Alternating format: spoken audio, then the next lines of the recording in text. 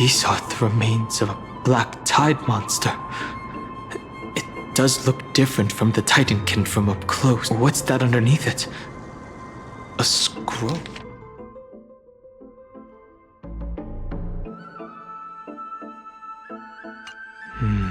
As I expected, the Grove doesn't forbid discussions about the sky. It's a debate between two scholars about the sky ships.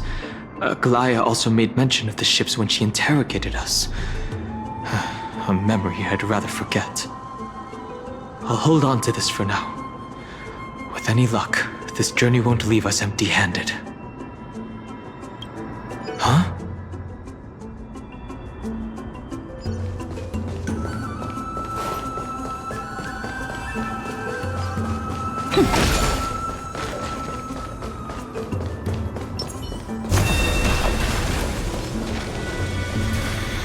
That's Hyacinth. Why is she surrounded by so many monsters? As much faith as I have in her, it's probably a good idea to help her out there. Really now? This is way more trouble than I could have asked for. Need a hand? Or you could sit back and watch. I can't tell if you're serious or not.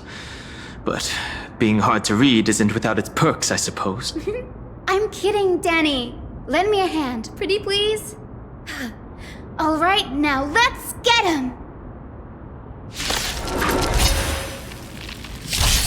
This is being in sync. We can do it! Converge and awaken! Be of your body and mind!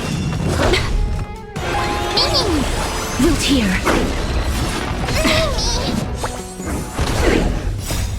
We can do anything! Embrace a new life.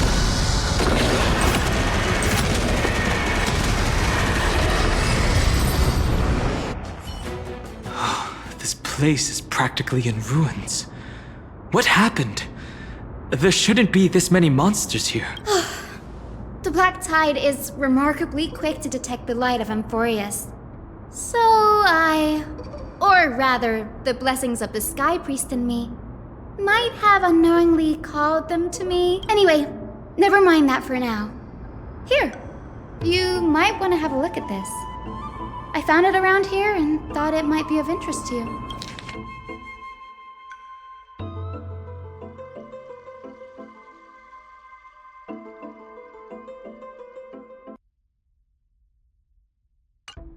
Anaxagoras. He's the scholar who fused himself with the core flame of reason. This is new. I didn't know Professor Anaxa was researching the sky. He's never mentioned anything about it. Finan said Anaxa might be opposed to the flame chase journey. Might is an understatement. Anaxa has never been one to venerate the gods, nor has he ever found it within himself to put any faith in the prophecy. People have come to think of him as a heretic, even in a place as liberal as the Grove. Yet, it is also this very blasphemer that Circe's favors. Fate sure works in mysterious ways. I picked up a scroll on my way here too. It looks like it may be related to the one you're holding. Oh? Let me have a look.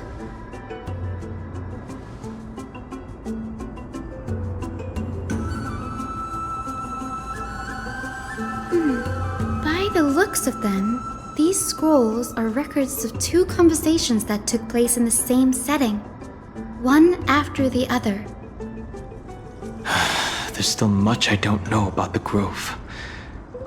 Do you mind if I ask you a few questions? Sure, go ahead. The Grove of Epiphany is home to 7 schools of thought. While all 7 schools are founded on the ideologies of Thalesis, the first scholar, each is unique in its own way. Among them, the Venerationists revere and worship the Titans the most. As the sage of the Venerationists, Euthyphro has always been at loggerheads with Anaxa. If we were to place the 7 sages on the scales of Talanton, Anaxa and Euthyphro would be placed on opposite sides to achieve balance. A very illustrative explanation. Thank you. Nearly everyone in Amphoreus has heard the story of the skyships by now. Aquila's stature is loftier than the heavens, and their divine retribution is merciless.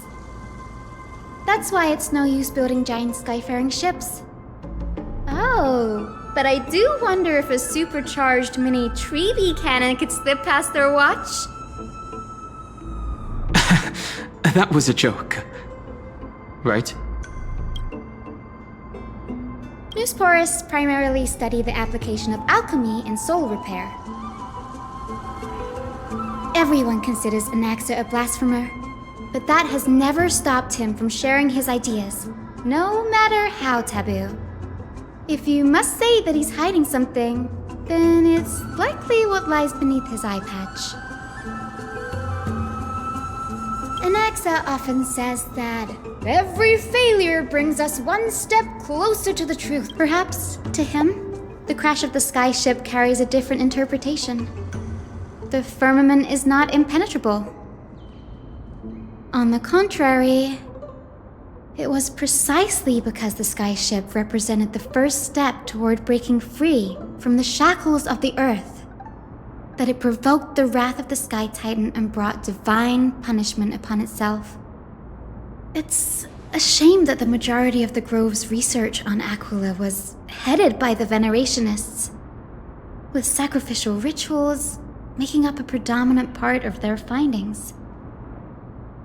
Discourse about more esoteric subject matters in relation to Aquila dwindled even further after the skyship incident. Don't worry about it. We'll just collect everything we can find on the Titans for now. There's something else that's caught my attention, though. This says that Anaxa is conducting secret experiments of some sort. That's what I'd like to know. What are these experiments he's involved in? Even I, the assistant lecturer, know next to nothing about them. I have a bad feeling about this. Could there be more to what happened at the Grove?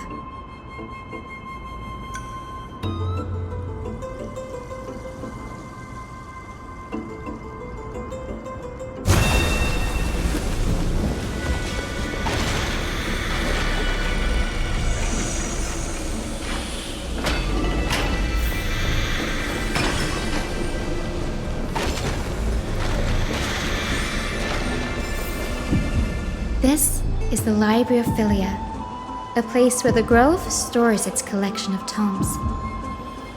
Other than books written by the 7 schools, you can also find philosophical texts, ballads, and religious writings from the Outlands here. Cities that desire to learn from the Grove were apparently expected. We've had more than our fair share of hilarious episodes over the years. For instance, it's said that the Erythrocheramists. That doesn't seem like a nice thing. Nice? No need to hold yourself back, Danny. You can just tell it like it is. Their behavior was no different from bandits. Well, if you don't mind, did the Grove ever rob Castrum Kremnos? Whew. You've got me there. Some said you couldn't even find a dictionary in Castrum Kremnos, so I guess they were spared. There are too many books in the Library of Philia. Flipping through them all will take too long. Agreed. This place isn't safe. We should leave as soon as we're done. There are still several more scrolls strewn all over the place. I'll...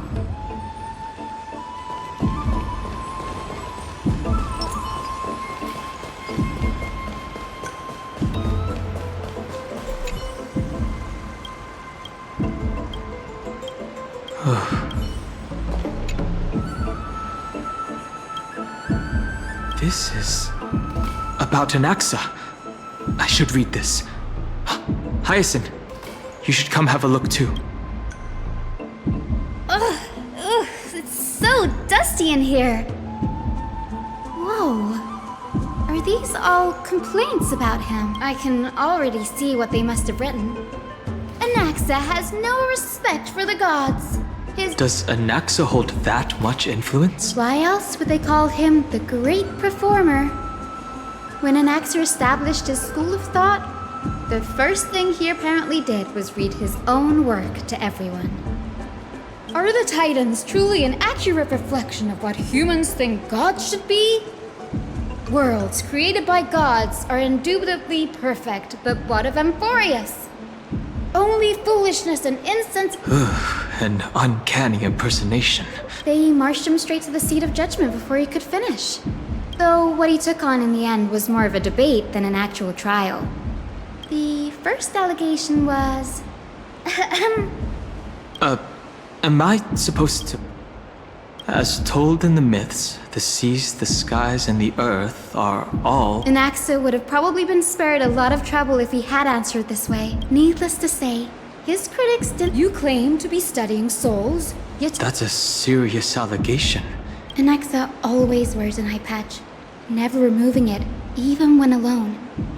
Some say he used one of his eyes as an alchemical ingredient. Every being in the world owes their safekeeping to Kifili. And this is even more so for the Chrysos heirs who have divine blood coursing through them. If he has really done something of that nature, then it'd indeed be sacrilegious. Thankfully, they had no way to prove it, so it amounted to nothing more than an allegation in the end. One by one, Anaxa engaged in wars of words against those who would challenge him. Toward the end, a scholar asked him, Anaxagoras, have you any respect for the gods? It was only after a brief silence that he answered, I have never denied that Titans are meant to be noble constructs.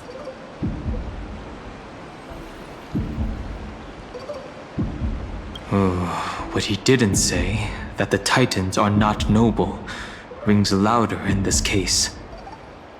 Yes. I'm not sure how that controversy was eventually resolved.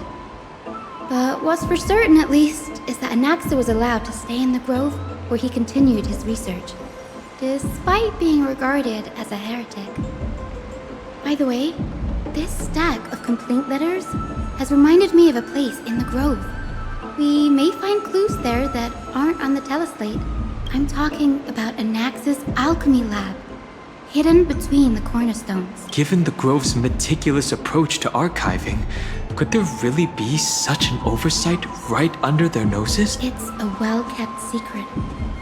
Among the 7 sages, excluding the nominal chief sage, each has a private sanctuary where they can conduct research. Even the administrators of the Library of Philia are with the Grove in this state. I'm sure Anaxa... These trees, they're like a maze.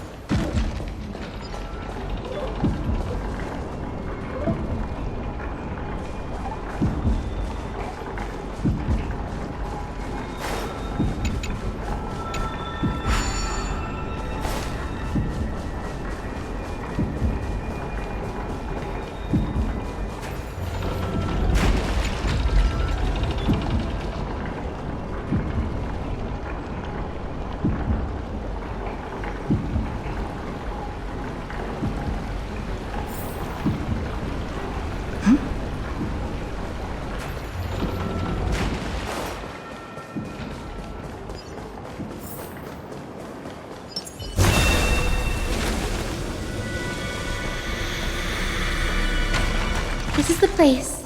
But where is everything? Materials for alchemical experiments, matrix diagrams, and even the seal to the lab.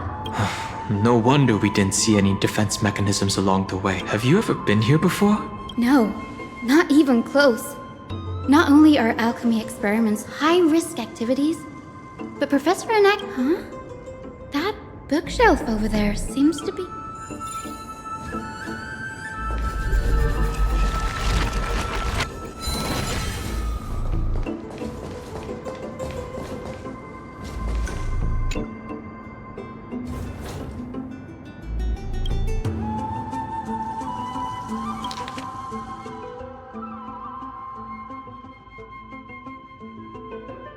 What's going on? Anaxa is... This journal contains several intriguing points. From the Abyss of Fate to Castrum Krumnos, I've seen many a Titan creation during my time in Amphoreus. Life forms created by Circes can also be found in the grove, but fusing them with human souls through alchemical means? I can't even begin to imagine.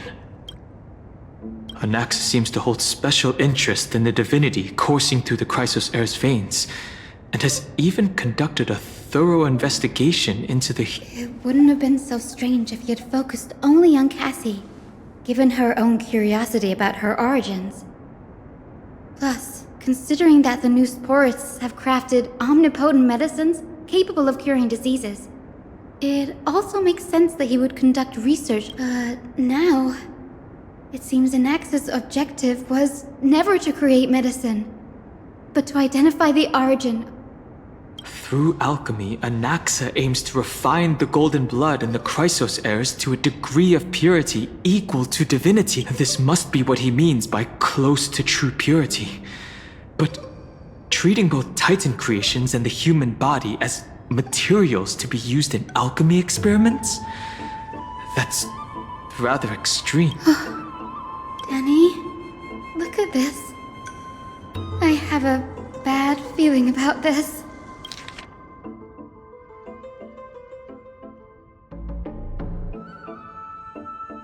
My biggest fear. It's come true. After going, Anaxa was carrying out experiments on soul transmutation. Do you mean he's trying to reconstruct human souls alchemically? Yes. This is what he was secretly conducting research on. Something he had to keep hidden from others. Compared to his public speeches, this is the real blasphemy.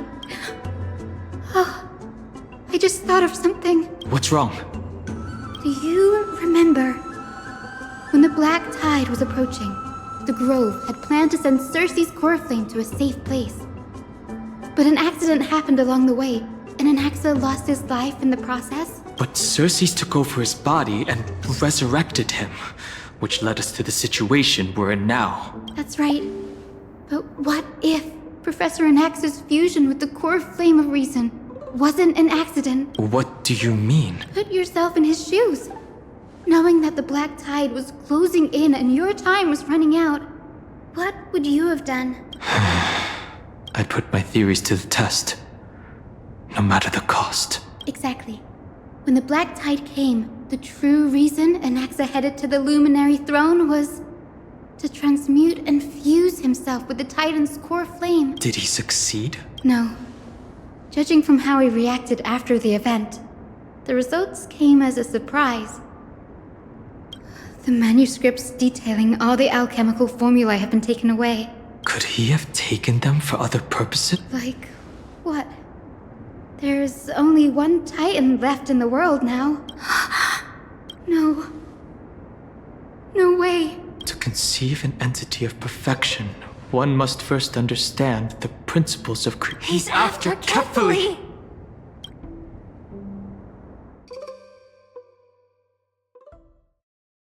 Sir, this sky above us, it's not real, is it? Of course not. This is just an image from a projection device used for educational purposes. A simple trick. The day-night cycle has been lost to this world. So that students like you may still learn about the night sky, astronomers have harnessed the Titan's much like how the sky above the holy city is also illuminated by Kephalli's. So, the skies of Akama are fake too. You mustn't conclude that, Anaxa. You should know that only a child would expose a trick and be proud of it. Often people know more than they let on. They simply choose to feign it. And they're just deluding themselves. People believe in Kefali's tale of Genesis, accepting wholesale whatever the priests preach. But we have already realized that we live in a world where Titans make the rules. Even when we look at the sky, we're only seeing what they allow us to see. Rather than gazing at this mockery of a night sky fabricated by them for the rest of my life, why shouldn't I be the one to take control of the— So much time has passed since you sowed the seeds of doubt in my— Why? Because we'll face death by— As a sage of the Venerationists, my soul has already become— But above all else, my days are numbered. But I can, sir. I can do it for us. The time is right. Give me all that I need, and I shall accomplish this grand feat on your behalf. You're right. I shall do just that. In the next meeting of the sages, I will spare no efforts fighting for the rights you deserve. Go. Establish your own school of thought. Find out what we are. Become the one who conquers the ultimate truths of the world. Child of humanity, you didn't go to such lengths for an audience with Kefali. Just ask him a few questions, did you? So, you figured it out. If I were as foolish as a Dromus, perhaps I'd throw myself down and prostrate before their greatness. Before such power, does it— I'm sure you're familiar with the story of the Styxians. When the raging waves threatened to swallow them, they didn't just give up and become— They call me a blasphemer, Xerxes. But that doesn't mean I deny the existence of gods. It's just as I see it. Titans are simply a force that mankind has yet to find a way to— Oh? If power that rivals the Titans is what you crave, why not conform to the prophecy and brave the trial? Why stop at harnessing the power of the Titans when I can do so much more? The source of life is what I wish to grasp, to understand what makes up the soul, and to learn what we really are. Thanks to you, I've had the chance to personally verify, in more ways than one, that the soul indeed ceases to— How then is a soul born? That was the— And by the sound of it, you— No, I have already drawn a Professor Anaxa. I'm here. Her life hangs by a thread. I must ask you to refrain from taking any unnecessary steps. Of course.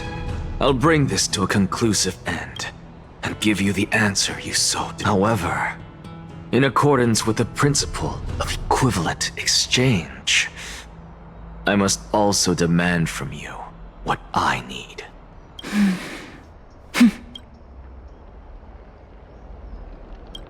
As you wish. Don't you care to know what the price might be? It's a matter of uncovering the truth about the Death Titan and her survival. This may be the only time I can ever save someone's life. There is no need for me to think twice. I see. In that case, let the show begin. Indulge me. Am I correct to say that you intend to prove Thanatos' whereabouts and prove the nature of our existence now? Before I begin, I must confess I had been stuck in a cognitive trap all this time. As unrelated as these two propositions may seem at first glance, they are in fact logical equivalents. They are merely two different ways of telling us about what the soul is at its core. The reason I say this is, as I've mentioned earlier, the answer was hidden in my journey unto death. Professor, you were in the Netherrealm? Yes, I am but a living dead man now, but that's not important. What truly matters is, I overheard a conversation between heroes. That's not all. Remember how I said you were a part of that conversation too, Circes? And I've told you that I have no recollection of such an event. That was likely... Of course you wouldn't remember, because that wasn't you. That was Calypso, one of the 7 sages of the Grove. Calypso? That's the name I made up on a whim when speaking to this girl. How do you know of it? And surely you jest. Don't you think I, of all people, would know if that were the name of one of the 7 sages under the shade of my tree? Don't you claim to know the Grove's past like the back of your hand? It seems you've lost even the memories seared into your soul. Use your head, Circes. Since all of this took place in the realm of the dead, it stands to reason their likenesses are of souls from the past. The living cannot step foot into that world. So who could they be? Think about Calypso. Why does she share your likeness? Yet you have no idea who she is. The answer is evident, is it not? Those fallen heroes are the mortal incarnations of the Titans before their ascensions to godhood. The gods aren't master creators born out of thin air, and they are no different from humans, because they all evolved from one. Does this answer disappoint you? Yes, because you've answered nothing. If I truly was once human, as you claim, then where do the children of humanity come from? Even on the off chance that you speak the truth, this brings us no closer to grasping Thanatos' whereabouts. How are we to find them? I knew you would say that, but it matters not. I know what I'm doing. Actually, why don't we have this supreme being standing before us tell us everything? You can revive a Titan? Humans cannot return from the dead. Neither can gods. But all we need to do is look at this from a different perspective, and the problem will resolve itself. The solution is simple. Just like what you did to me. If I'm reborn as Kefali, I can rebuild the world and all within it as they once did. Simple, is it not?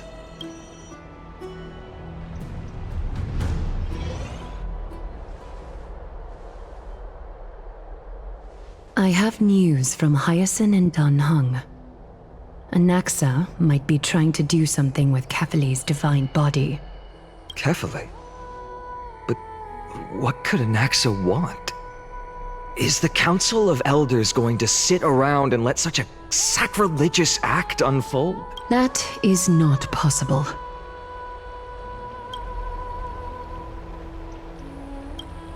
He is indeed the great performer, capable of fooling anyone and everyone with his tricks.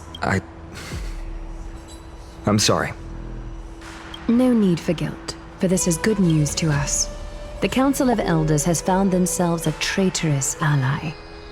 Anaxa's ambitious desires will be something we can exploit. What we should be doing now is to keep our eyes peeled for whichever trickery Kynus is up to, and react accordingly to thwart her plans.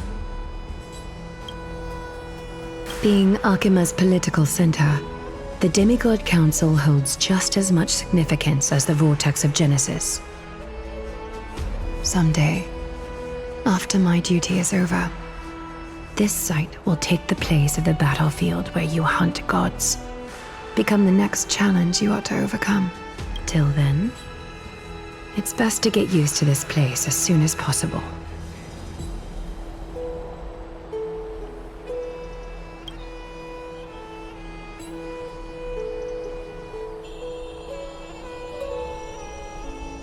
Preposterous!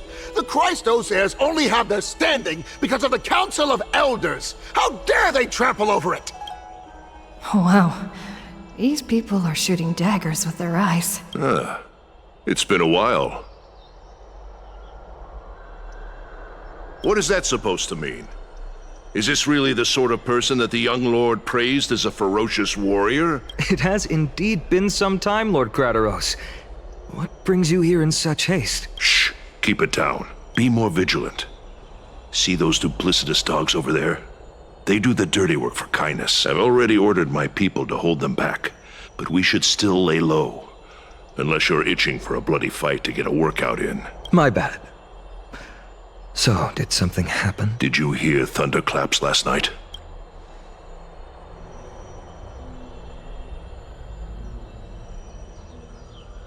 Hacker, what? She's been through a lot lately. Please pardon her. Can you tell us more about these thunderclaps? Thunderclaps are beacon signals of strife. They are a message from the young lord. He threw a spear bearing several words at Akama. Watch out. The Flame Reaver is back. I guessed as much. We didn't actually kill them back at the Kremnos Arena. I figured this is something you would want to know. We Kremnoans never back down from a fight. So if you plan to take that thing down in a battle, reach out to me anytime. You have my gratitude. I will let Aglaya know about this right away. Remind her to be on her toes while you're at it. That vicious kindness has been unusually active lately. Those lackeys she keeps under cover have been going in and out of the city a lot more frequently these days. Some even seem to be getting Kremnoans to defect to the council.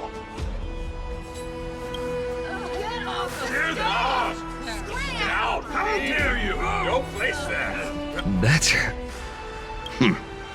Looks like you can see it for yourself. We should get back. Thank you for the intel, Lord Crateros.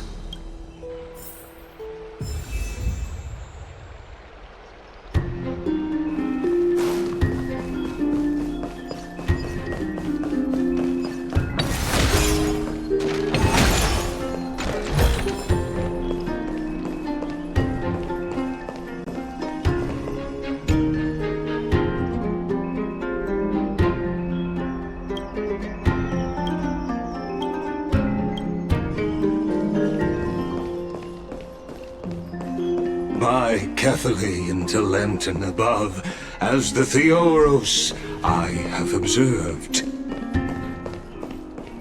Virtuous citizens of Akama, fine and Vides. Aglaya, what happened here? I know about the poisonous fangs of that king snake through the golden threads. In the past, I would be confident about keeping her in check, but I admit I am now unable to do so. What do you mean? It is no longer about eloquence or arguments. I have been a demigod for far too long that I hardly have any humanity left. Before I realized it, I have become no different from these hypocrites, no longer capable of relating to the people. This has come a lot sooner than I expected. Perhaps it is time. I need you to step up, Finan, in order for me to retreat behind the scenes. Yes, this is my duty, but... It is far easier for the Council of Elders to fool many than just fool one person. Their so-called more support is no more than a ruse to distribute power using words instead of lances. There is no glory in winning this debate. But that makes having respect for humans so much more priceless. Finan, you are a Chrysos heir without flaw, capable of relating deeply with humans. I appreciate what you've taught me, Aglaya. I hope we'll live up to your expectations and win this debate.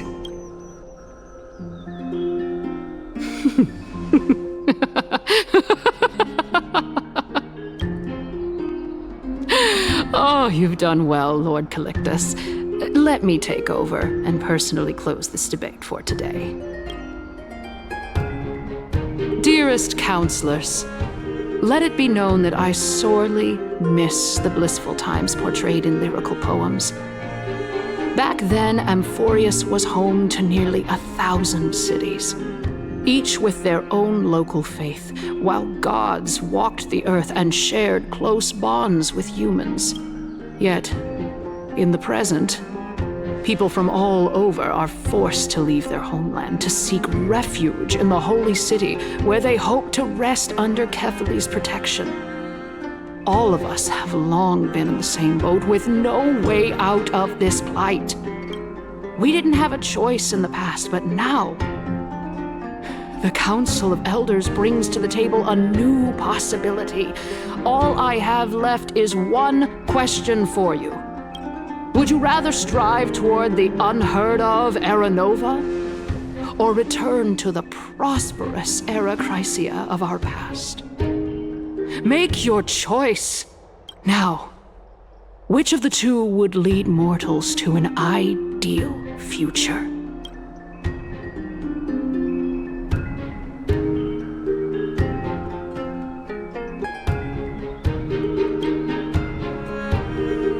Era Nova is a path of salvation the gods promised.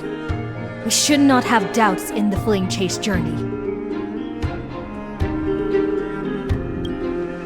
We all know that Era Chrysia is a thing of the past, Lady Kindness. Please, enlighten me. How does the Council of Elders plan to turn back time? Let the three Titans of Calamity be born, and Era Chrysia is nevermore. But bring demise to those Titans, and Era Chrysia will descend upon us again.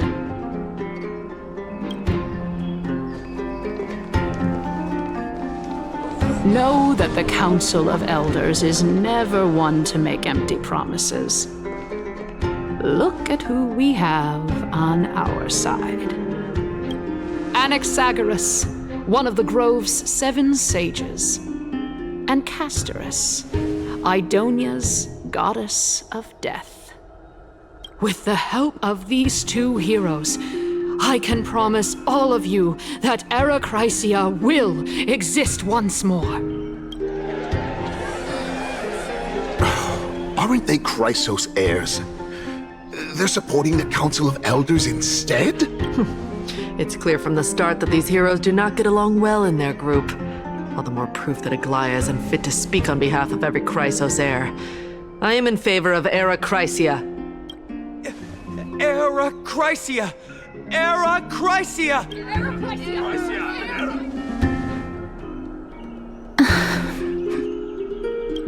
Castorus?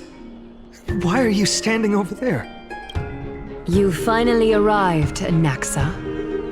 So have you, Kaz. Don't worry, Aglaya. Well, I know that you have many queries.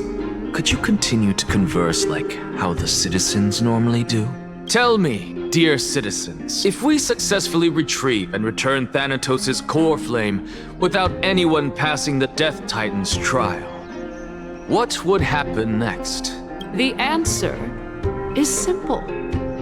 We will have a chance to rid the world of death and bring Amphoreus back to an era when all beings live forever. We'll usher in a new future that will be entirely different from the Flame Chase journey.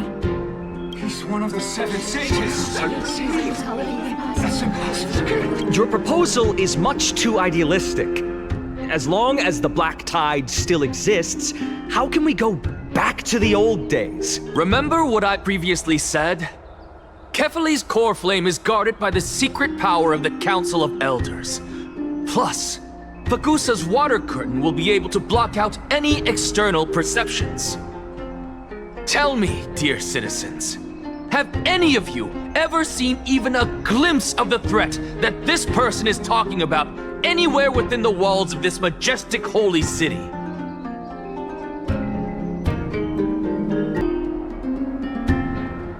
Oh. Could it be that you heard that from the Flame Reaver themselves? Citizens, let's loudly sing the blessed hymn. Oh, beautiful old world, where are you now? Oh, legendary Era Chrysia, return to the mortal realm. After the destruction of the 3 Titans of Calamity, the Flame Chase journey will have to end. Heracracia! Yes! Yes! This is bad. The masses are now totally riled up.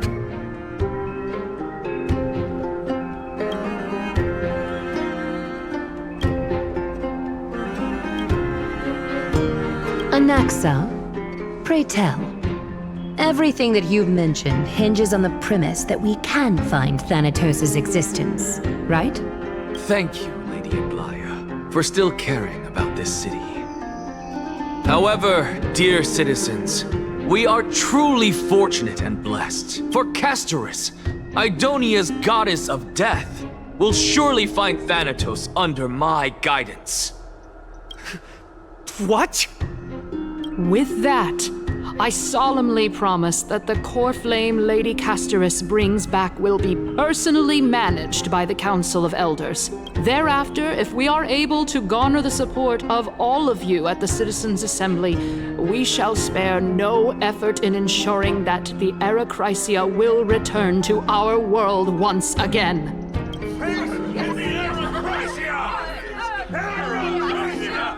With the balance shattered, the result is clear.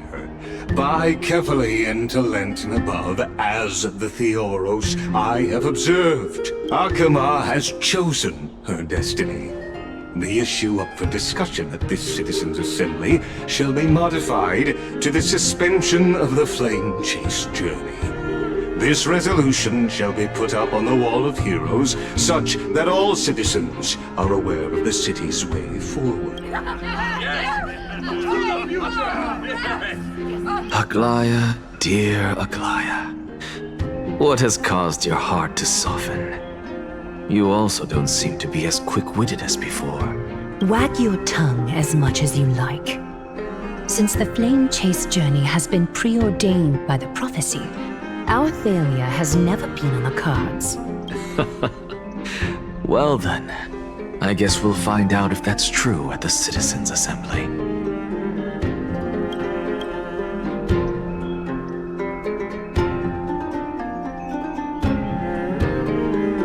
Castorus? What's going on?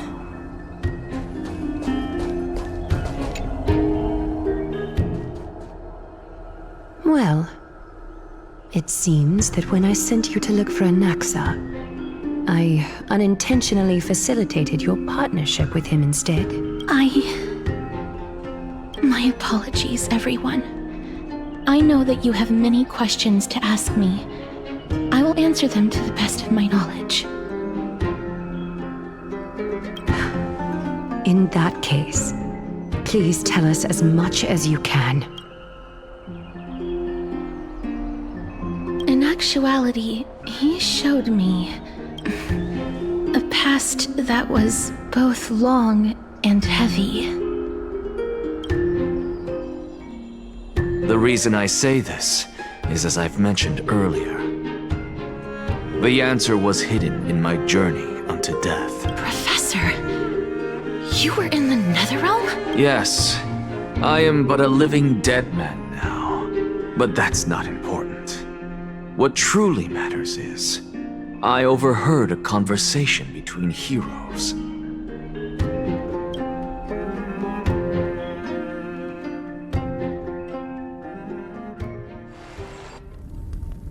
Have you heard of this tale before? A tale about the ocean god's treasured pearl, our hometown. It was a seaside town which enjoyed the ocean breeze and glorious, peaceful times, thanks to the wisdom of its ruling queen, until one day, an evil dragon descended upon the town. Its wings were large enough to blot out the sun, while its claws were sharp enough to rip the waves apart. It barged into the tall tower and devoured the queen's beloved daughter. It even settled itself in her bedroom, like a tyrant king. The queen assembled 300 warriors who managed to subdue the evil dragon by chaining it up. However, when the queen slit open the dragon's belly, she realized that the princess had long since been digested, and all that was left of her was a pile of bones. Devastated, the queen wept for several days. It was then that a devious, smooth-talking scholar arrived at the palace and suggested that the princess could be revived through the use of dragon bone and dragon blood. That liar called this process the secret art of alchemy. The princess was reborn! The queen was overjoyed, blissfully unaware that the evil dragon's soul still lurked within the princess's body. As revenge, the evil dragon swallowed the poor queen, the glib liar, the courageous warriors, and all of the town's innocent civilians in a single gulp. Worse still, the souls of the deceased refused entry to the Netherrealm because they were filled with regret. Forced to roam the mortal realm, these resentful souls ultimately converged into a river of souls that would not retreat for a long time. The terrifying death had consumed all. Thereafter, our hometown fell into ruin as well. Until... Until? Actually, I don't know what happened next either. Oh my... It seems that you still like to whet people's appetites even after all this time, Pelixia. So, according to your story, this is how I used to look? It's practically a mirror image. And yet, what exactly is this? A miracle that I created with alchemy. As for what it is and how I was able to accomplish it, I'll keep the answers to myself for now. Oh, my goodness. Is this cliffhanger really necessary? Quiet, Titan. Continue to enjoy this splendid play, and the truth will naturally reveal itself. Dragon, huh? I've heard this legend before. In that case, what do you think of it? I think that this so-called alchemy was a tenuous analogy added to the story by future generations. After all, you've never heard of a tradition of alchemy in your hometown before, have you? Indeed. Before I left home to pursue my education, I never even knew that anybody was looking into this area of study.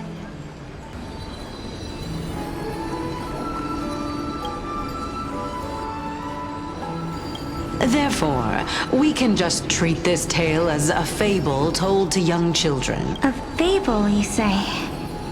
If so, what moral is it trying to impart to the kids? I guess it might be the concept of equivalent exchange?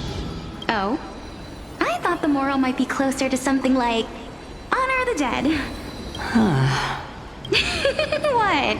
At a loss for words? No, I merely realized that we're both thinking of the same principle.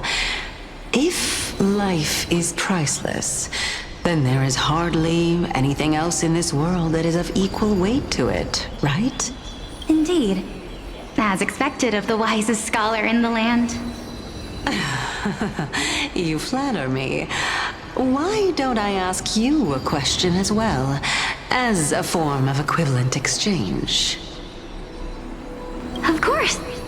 What is your question? If I imparted my knowledge of the art of alchemy to you, would you use it to resurrect someone you loved? What? What kind of strange question is this? I got it.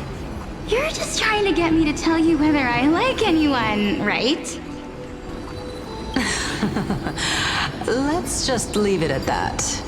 That was rude of me. Yes, I would. Oh? Death is inevitable. In the days to come, I'm certain that someone whom I cherish deeply will leave me for good. If such a mighty power really existed, I think I would use it without hesitation.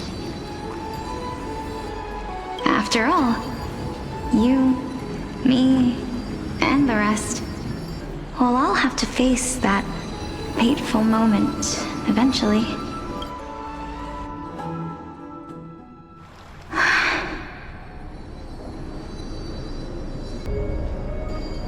My time is finally here. However, perhaps because of my firm belief in the immeasurable value of life, I am unable to complete the trial. You shall wither, and through that, the dead will sprout again from the remains and be reborn with the dead flame. It is a pity that fate is such a cruel mistress. Is there no other way of interpreting those words? I'm afraid that the meaning is clear. Between my sister and me, one must pay the price. I'm afraid that the prophecy might even have selected a pair of twins for this exact purpose. Fortune makes fools of us all. My sister is prepared to sacrifice herself. And yet, I can't do the same. How absurd. My time is almost up, but I'm still afraid to welcome death. What should we do? If I'm ultimately not able to make up my mind... Since Chaos is willing to guide all of us and leave this trial to the end, there is still plenty of time for you to ponder. That's right. Don't allow the fog of an uncertain future to cloud your mind. Trial, prophecy, the topics that they're discussing seem familiar. But these three people must not have left their names in the epics. Otherwise, I would have some recollection of this.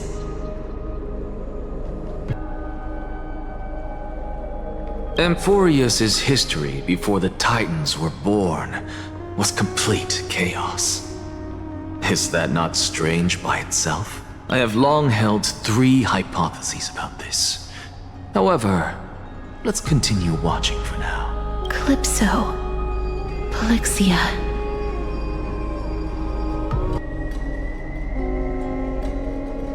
And this warrior...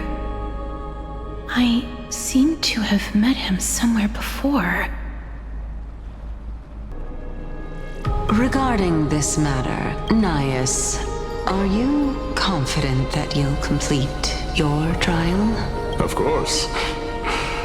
Though, I am worried about what will happen once I've emerged victorious.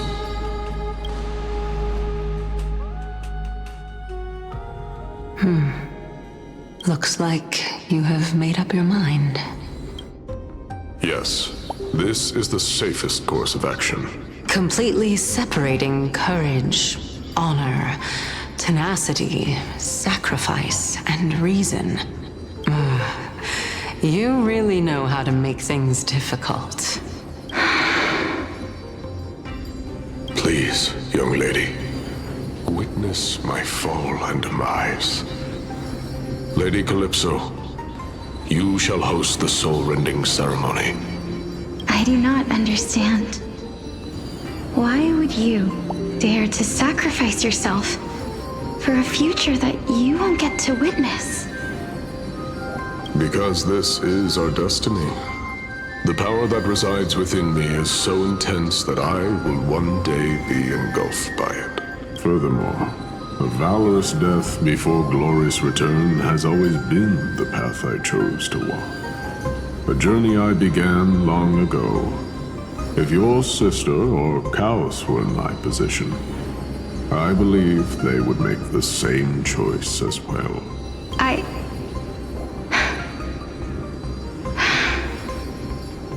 I'm not that brave.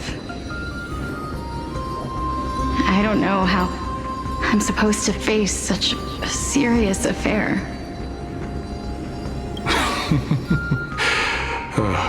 Despite being Death's chosen one, It seems you still don't know how to face it.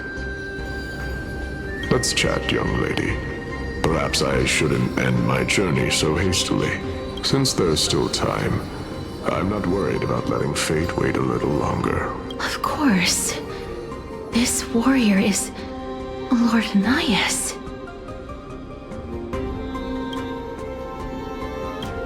As the embodiment of Nikador's divinity, he entrusted his life to us and allowed humankind to end his madness. That means that what I'm currently seeing before my eyes is in fact...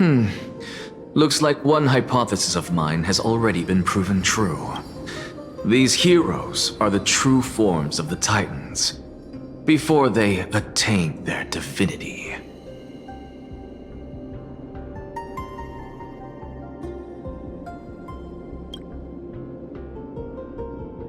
If so, the chosen one of death that he speaks of is... Polixia! Is the previous form of Thanatos? But her appearance... If this is true, as long as we can find out where she went, we'll naturally be able to figure out the location of the Death Titan. But before that, we first need to witness what ultimately happened to Lord Nias.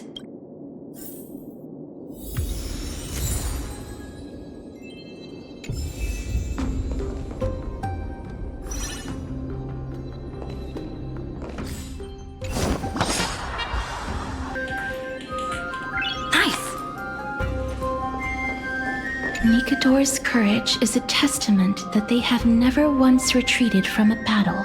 I've heard that these words are still engraved in Castrum Kremnos even today. It didn't occur to me that they were actually part of an alchemical formula. Nikador's courage... I've heard that these... Sealed within this statue is undoubtedly... They use their own body as our city walls, keeping out... Honor, courage, tenacity, sacrifice. And finally, the only thing that remains is reason. Cheer up, young lady. There is no need to shed tears over a glorious death. All farewells in this world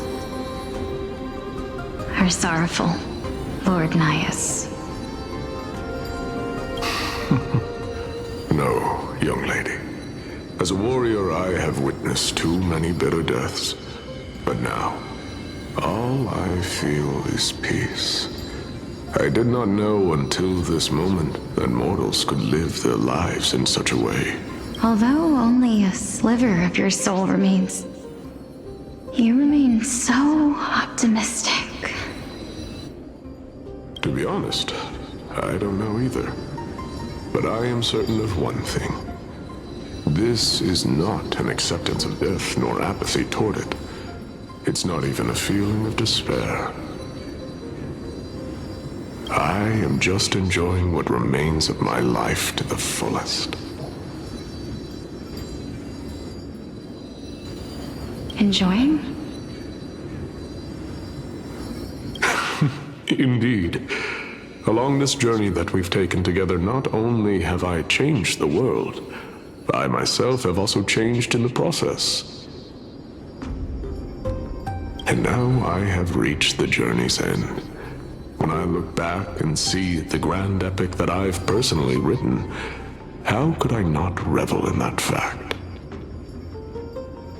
But when you depart the mortal realm, won't all of your accomplishments be reduced to nothing? Separation and death are two sides of the same coin. Reconciling this doesn't come easily for a mortal.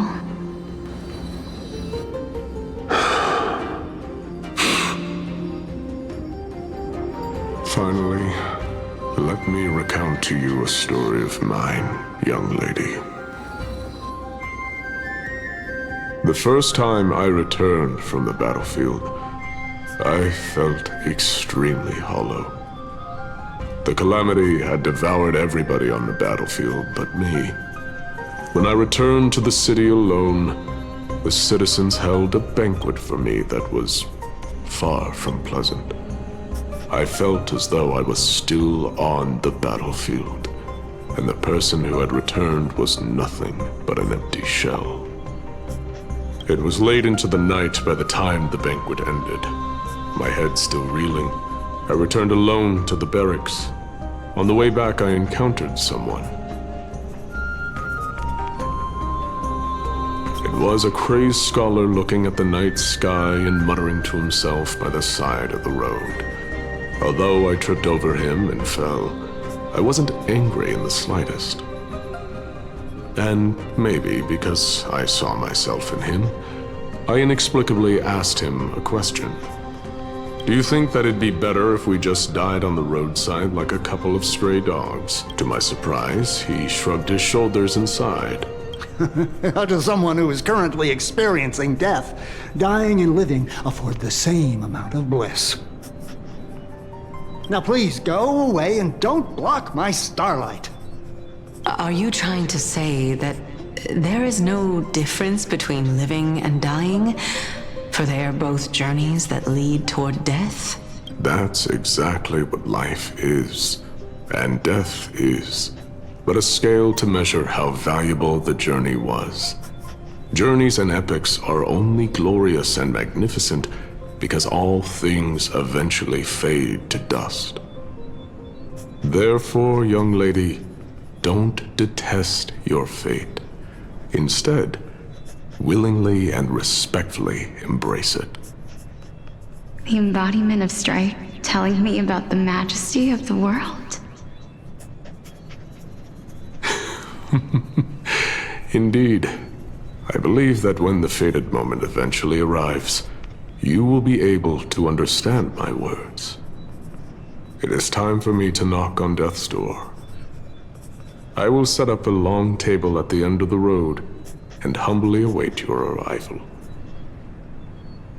When that moment finally comes, let us drink and be merry then.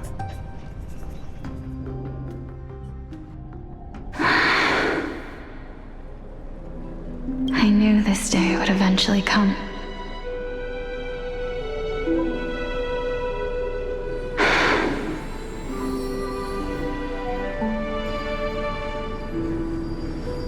Are the both of you ready? Mm-hmm. Elixia. I'm here.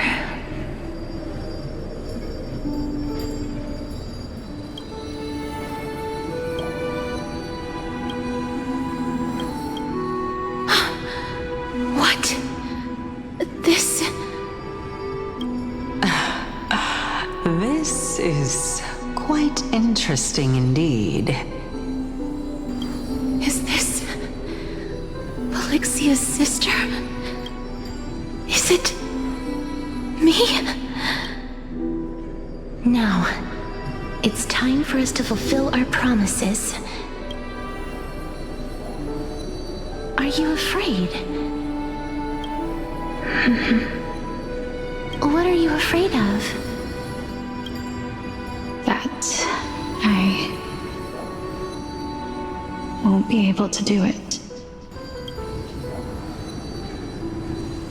You shall wither, and through that, the dead will sprout again from the remains, and be reborn with the dead flame.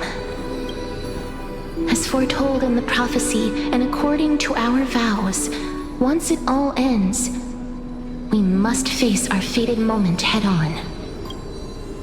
Even if it was prophesied, do we have no say in the matter? It's so unfair. Why are we the only ones who are forced into mutual destruction? Let me do it, sister. Let me be death's sacrifice. I was never long for this world anyway. But you're different.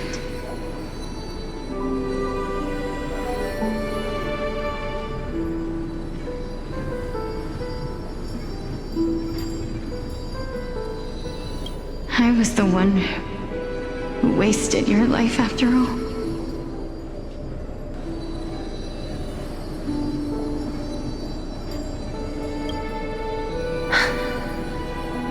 You're wrong, Polixia. I don't think that my life was wasted. Just the opposite. When I finally arrived at this destination and looked back at the journey I took, I discovered that flowers had long since bloomed along the path I walked.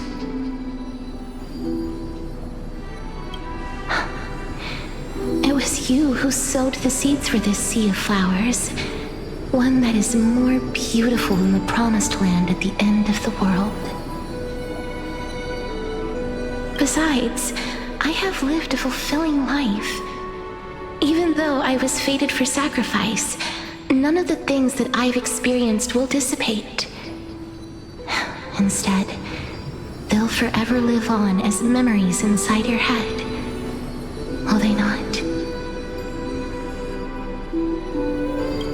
How could my memories of you ever compare to the actual you? Well then, tell me, what exactly are we?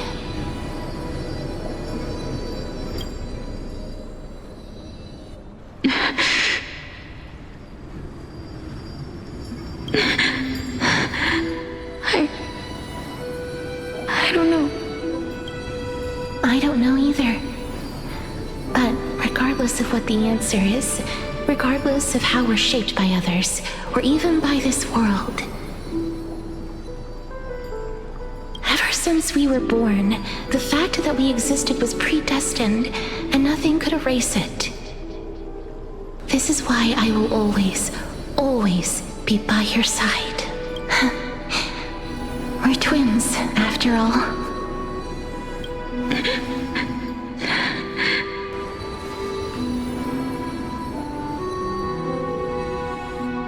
All right, my dear Polixia. It's time to extract my heart and light the flame of death. After that, use it to plant the first bud in the prophesied new world.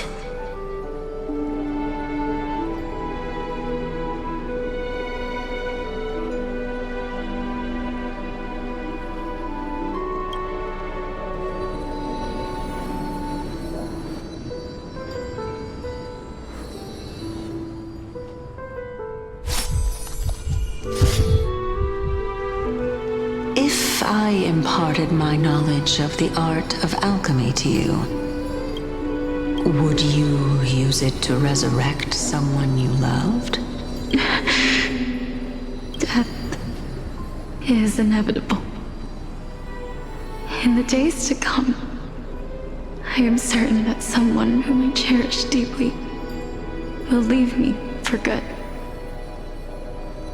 If such a mighty power really existed, I think I would use it without hesitation. Even now, my answer remains the same. This is why, sister, I promise you, in the prophesied new world, I shall plant the first bud on your behalf. Go now. Return to the ocean god's treasured pearl, our hometown. I shall open wide the entrance to the Netherrealm and grant you a second life. The living beings on this earth shall respond to my call and lead you to the sacred daylight. Remember, do not look back on the land of the dead, and do not stop moving. In the new world promised by the prophecy, march toward your new life. As for the price of our equivalent exchange, let me be the one to pay it.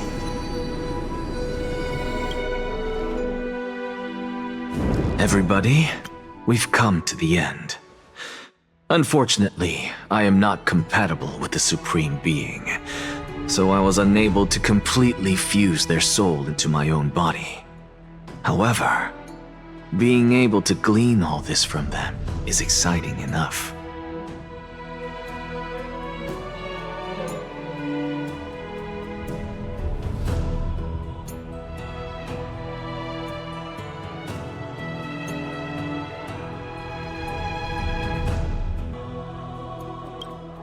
I'm certain of this now. Before the Titans that we are well acquainted with were born, a group of heroes roamed the land. These heroes followed a prophecy and took possession of divine authorities one by one, until they eventually became the pantheon of the New World. Just like the flame chase journey of today, Amphoreus' history is cyclical in nature. Huh. What a startling revelation.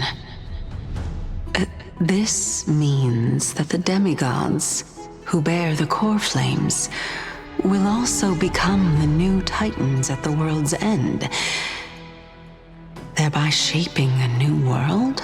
I believe that this is the truth behind the Era Nova, as mentioned in the prophecy. This is utterly unbelievable. Besides, those twins in the past, even if they really are Thanatos, their whereabouts are still unknown even today. Are their whereabouts truly unknown? Didn't Polixia mention that seaside town? The birthplace of alchemy in the tale of the dragon.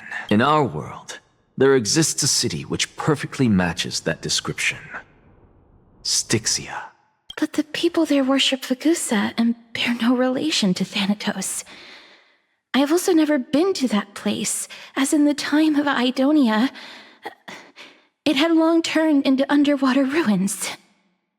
Take this. This is... the new Sporist masterpiece, the Philosopher's Stone. It was made by transmuting all of the sages' wisdom into a single entity, with their flesh and blood as its foundation. Remember, I've mentioned before that the art of alchemy is all about conversion, tempering, and ascension. This process also applies to the pursuit of truth. Regardless of how unbelievable this sounds, the truths of the world have been refined from the impurities. Think about the story of the dragon. This stone will lead you to your real hometown, allowing you to reform the door to the Nether Realm and discover Thanatos' fate. You still look as confident in your victory as ever. But what if your conjecture is wrong? Simple. I shall merely admit to the entire world that my experiment was a failure. However, my line of thinking will not fail, because I have already planted the seeds of doubt into the hearts of the masses. Actions speak louder than words, Castorus. With the assembly about to begin, don't forget the promise you've made. I've already searched for so long. I'm willing to try one more time. While we converse, her life is also slowly slipping away. But before I leave, I have another question. What exactly did we witness just now? That was the world imprinted in Kefali's soul. If we are to prove its existence, you must take the final step. Go. Do not disappoint me. I understand. Hey, child of humanity. Don't get antsy. I still remember the question you posed to me. As a scholar, I do not wish to offer up ambiguous conclusions. Let's discuss this topic again when she manages to find the evidence. I merely wanted to ask, was that stone transmuted from your heart? If so, rebirth is no longer an option for you. Why not? When I was a child, I lost someone dear to me. When I was a teenager, I lost my faith. A while back, although you saved my life, I also lost my soul in the process. Now I'm merely forsaking my body. What's the big deal? Why are you always finding ways to die? Isn't it good to be alive? This is but a necessary sacrifice on my path to transform into the purest of them all. Can someone who's dead even claim to be the purest of them all? Furthermore, if your hypothesis is proven correct, does it not just confirm that the myths are true, and thereby invalidate all your theories? No, it's just the opposite. If my hypothesis is correct, it means that I can actually ascend to godhood and reshape this absurd world that you all have created.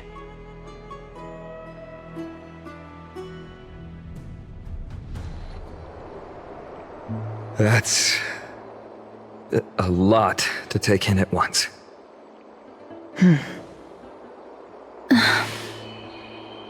Lady Aglaya, please, let me explain. Go on. You know that the core flame of death has always been the greatest unknown regarding the Era Nova, which is why both you and Kynus desire to gain the power to control that core flame in the approaching Citizens' Assembly. Professor Anaxa has come to a consensus with Kynus. They want to suspend the trial once Thanatos' core flame is reclaimed, hoping thus to eradicate death from this world. If they're successful, then the flame chase journey will cease, and Akama can enjoy everlasting peace. But I know this runs counter to your wishes. So long as we do not usher in Era Nova, the Black Tide will never be eradicated. Even with Lord Mighty on the front line, and the Black Tide not posing an immediate risk, the danger nevertheless remains. Honestly, it's difficult for me to assess the pros and cons in this decision. But someone must bring the core flame before we can begin negotiations over it. The Titan could be very near. I cannot let this chance slip by. Besides, someone has to make this trip to bring back Mrs. Soul. Well said. You already had every reason to seek an audience with Thanatos. It's that great performer who has weaponized your wishes and placed us in this difficult situation. A world without death. Do you desire that too? If fate dictates that my path must oppose yours, I will do all I can to resist it and protect what I aspire to achieve. Lord Mighty showed me that without taking the first step, all talk of what follows is moot.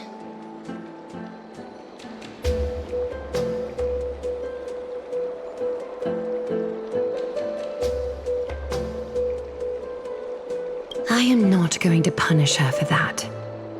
I have always hoped to hear you speak your mind, Cass. And I am glad to have heard your true thoughts. Styxia. I visited that place in the past. Though it is now an island surrounded by the river of Soul's torrents, it's not hard to see its former splendor. Go. I will not stand in your way. As for you, you are someone who has cheated death. I believe you have more than enough reason to make the trip with Castorus and meet the god of death himself. Castorus, I too look forward to your journey. I wonder what kinds of new interpretations your completed story will bring to the Flame Chase journey. Thank you, Lady Aglaya. I hate to put a damper on this heartwarming moment, but If Styxia is now an island surrounded by the river of Soul's torrents, then how do we find a way in?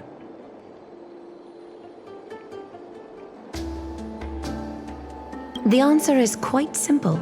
In the myths, Zagreus once made the domain of the dead their treasure vault. That is to say, they could enter and leave the nether realm as they pleased, and if they could do that, then it follows that the demigod who inherited their divinity must be capable of the same. I'll see you at Marmorial Palace at Action Hour tomorrow. Cypher shall be your guide to finding that ancient city.